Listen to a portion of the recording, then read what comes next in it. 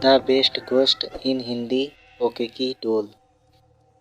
ये बात है सन 1918 की। है एक सुजुकी नाम का लड़का था जो लगभग 17 साल का था।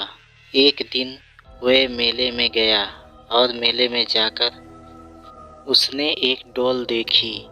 वह डॉल देखते ही उसने खरीद ली। उसने अपनी छोटी बहन जो कि करीब 2 साल की थी उसने जाकर दे दी और उस डॉल का नाम ओकेकी रख दिया। वह डॉल छोटी बहन को बहुत ज़्यादा पसंद आई। वह लड़की उस डॉल के साथ हमेशा खेलने लगी, हमेशा सोती थी, रहती थी डॉल के साथ। उसका बहुत ज़्यादा लगाव हो गया था। 1 साल बाद जब वह लड़की 3 साल की हुई तो उसे एक बीमारी लग गई। उसे ज़रा से बुखार आने लगा। इसी कारण अचानक उसकी मृत्यु हो गई। जापान की प्रथा के अनुसार जब कोई भी मरता है तो उससे जुड़ी हुई चीज़ें उसके साथ दफना दी जाती है और उसी के अनुसार इस डॉल को भी उसके साथ दफना दिया जाना चाहिए था, लेकिन ऐसा नहीं हुआ। कारण कुछ भी हो, उस डॉल को उसी के कमरे में रख दिया गया। 1 साल के बाद जब उस लड़की की माँ ने उसके कमरे को खोला और उसकी डॉल को उसके मेज पर जब पड़ी हुई देखी, उस डॉल को देखते ही वह हैरान हो गई।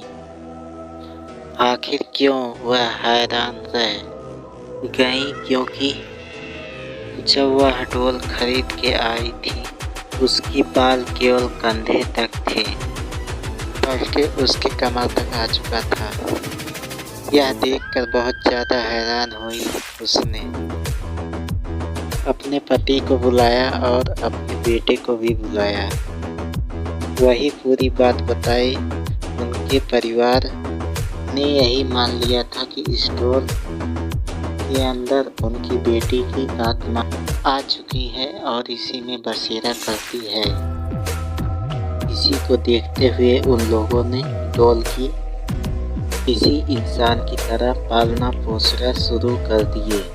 वह हमेशा उस डॉल का ख्याल रखते थे और समय समय पर उसके बाल की कटिंग भी करते थे और उसके जैसे ही बाल कमर तक आते वैसे ही काट की वैसे ही वापस ठीक कर देते थे।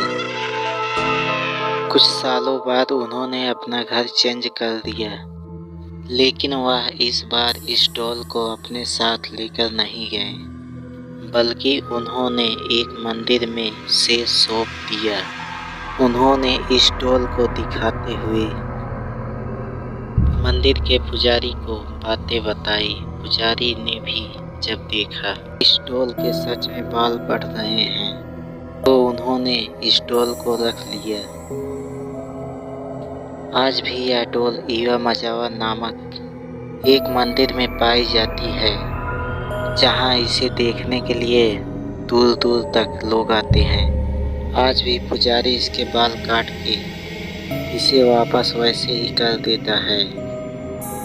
की कहानी कैसे लगी कमेंट करके ज़रूर बताइए और ऐसे ही डरावनी कहानी सुनने के लिए हमारे साथ जुड़े।